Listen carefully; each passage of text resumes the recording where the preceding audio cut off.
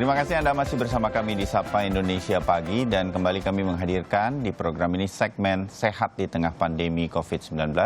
Tempat Anda bisa berkonsultasi dengan dokter-dokter spesialis yang kami undang.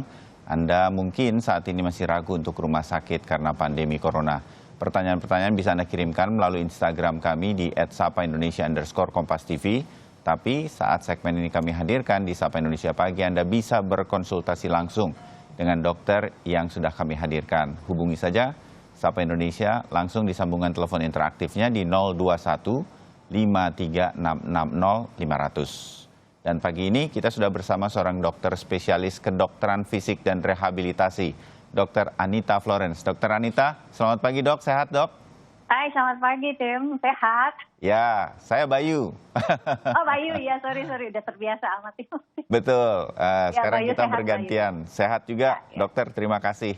Dok, seperti biasa kami akan menjawab dulu pertanyaan-pertanyaan dari netizen yang sudah hadir di Instagram Sapa Indonesia ya. Baik, yang pertama ada @Aminuddin1995. Dokter, lutut saya bengkak akibat bermain bola pada saat 17-an yang lalu dok. Waduh ya, baru ini. Saat ini lutut saya jika diluruskan atau jika dibawa jongkok atau ditekuk begitu sakit. Apa saja tindakan yang harus dilakukan? Boleh dibawa ke tukang urut atau tidak? Tolong penjelasannya dokter. Silakan dokter Anita. Baik, jadi banyak sekali cedera yang timbul karena event-event 17-an ya, bukan hanya lari bola ya, tapi lari karung. Kami sering menemukan kasus cedera lutut karena lomba balapan karung gitu ya. Jadi harus hati-hati. Itu mesti bengkak karena ada proses peradangan yang terjadi di dalam lutut. Nah, lutut itu kan struktur anatominya kompleks, memang dibuat rumit ya, karena dia adalah sendi yang paling banyak menopang berat badan kita. Jadi dia tuh diberikan jaringan-jaringan untuk stabilizer sesungguhnya ya. Ada pengikat, ada bantalan karena dia menopang beban. Jadi kalau dia bengkak mesti ada salah satu organ dari strukturnya itu, baik tulang rawannya, tali pengikatnya, ligamen atau bursa ya, atau bantalan-bantalan itu pasti ada benturan ya. The worst case adalah mungkin ada robekan. Pada organ-organ tersebut. Bengkak itu karena cairan inflamasi atau bisa juga ada pendarahan yang kemudian mengumpul di rongga sendi yang biasa kita sebut hemarthrosis. Tentu saja itu nggak akan kelihatan ya dari luar ya, tetapi bengkak adalah salah satu tanda lututnya sedang meradang. Nah, mestinya pada saat kejadian, yang pertama kali harus dilakukan adalah icing ya, mengompres es. Kelihatannya sederhana, tapi es itu sangat-sangat membantu. Dan orang suka salah, bukannya dikompres dengan dingin, tapi dengan sesuatu yang panas begitu. Nah, itu yang salah. Harusnya dingin ya. Betul, karena panas justru akan membuat pembuluh darah melebar, cairannya justru lebih banyak yang keluar, rembes dari dalam pembuluh darah ya. Jadi icing itu penting, kemudian istirahatkan sendinya. Jangan sudah cedera masih hantam terus main ya, lari gitu ya. Mestinya itu dilakukan karena kalau fase awal itu ditangani dengan baik itu akan sangat banyak membantu mencegah peradangan yang lebih lanjut. Nah, kalau sudah kira-kira 1 minggu ini masih ada bengkak, artinya kan radangnya itu tetap berlanjut ya, mungkin juga bertambah dibandingkan di awal-awal. Jadi icing masih tetap harus dilakukan, cuma sebenarnya yang harus paling penting dilakukan adalah memastikan apakah cedera di situ ya, cedera yang hanya mungkin ketarik atau jangan-jangan ada robekan. Tentu saja harus diperiksa dokter ya. Harus periksa dokter ya. Bisa datang ke kami ya, dokter rehab, atau bisa ke dokter ortopedi ya. Kemudian kita akan memastikan jenis cederanya ada di mana, kemudian tentu saja mungkin diperlukan pemeriksaan tambahan. Tetapi untuk sekarang ini masih bisa ya bermanfaat icing itu, kemudian mengistirahatkan sendi, kemudian minum obat-obat anti radang bisa dilakukan. Boleh diurut, dok? Oh, urut jangan, karena kalau dia ada misalnya kecurigaan masih ada sakit mungkin robekan, atau radang jangan diurut ya? Ya, kalau dia robekannya parsial, kita berikan manipulasi, bisa dia jadi full robek total gitu kan. Atau malah makin parah. Ya betul, atau inflamasinya bertambah karena ada manipulasi di dalam sendi. Oke. Ya, baiknya jangan. Ya, jadi di icing saja, kemudian istirahatkan, dan Ya, kemudian segera ke dokter untuk dilihat persis seperti apa dan kemudian ya, bagaimana obatnya. betul. Baik, Betul. oke, terima Ya. kasih. Pertanyaan kedua dari netizen dari @zidan_kiki. Dok, kemarin saya liburan ke pantai. Tanpa sengaja saya menginjak jarum tepat di bagian belakang kaki saya.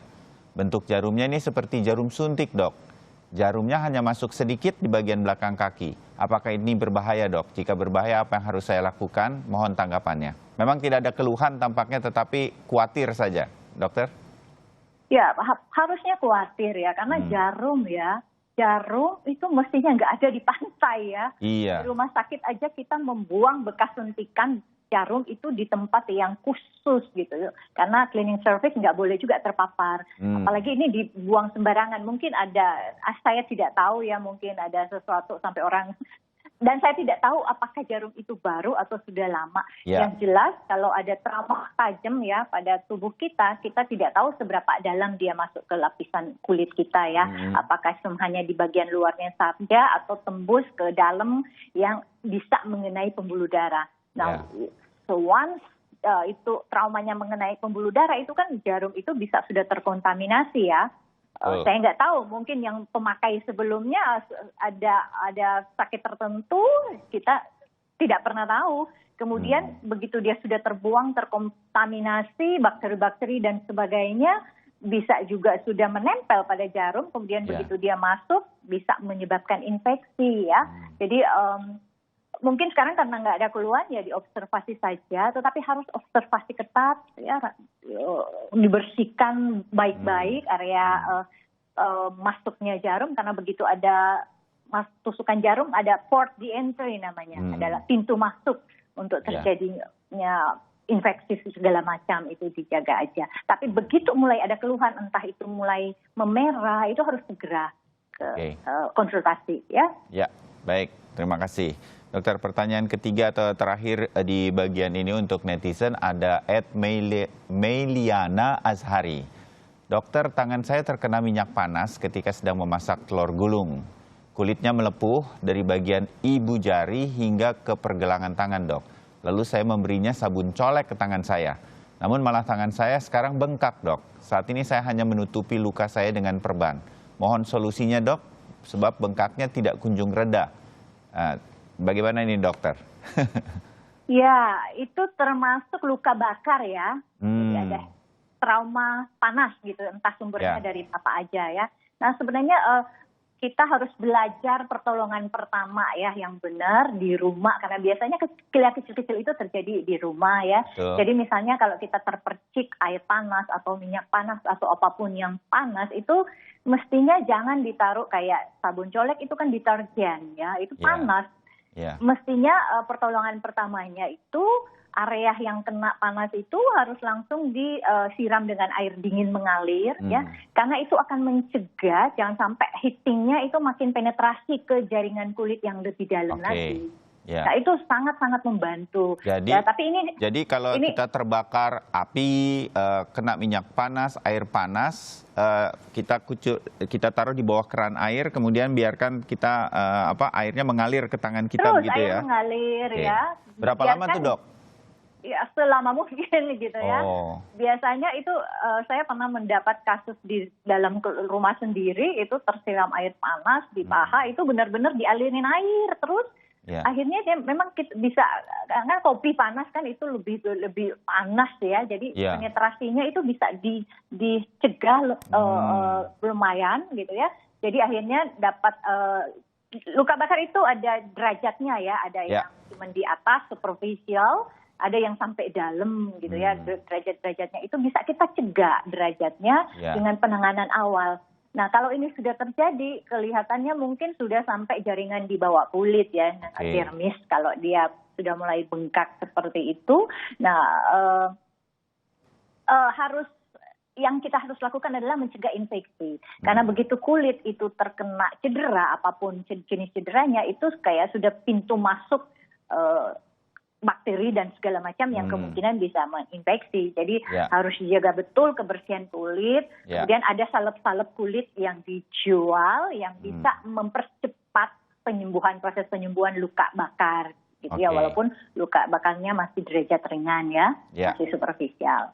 Oke, mudah-mudahan bisa didengarkan Ya. ini oleh Meliana dan mudah-mudahan cepat reda setelah nanti diberikan pereda peradangannya begitu. Baik, Dokter Anita, kita jeda dulu untuk kemudian menerima line telepon interaktif. Tetap bersama Baik, Bayu. Sehat di Tengah Pandemi.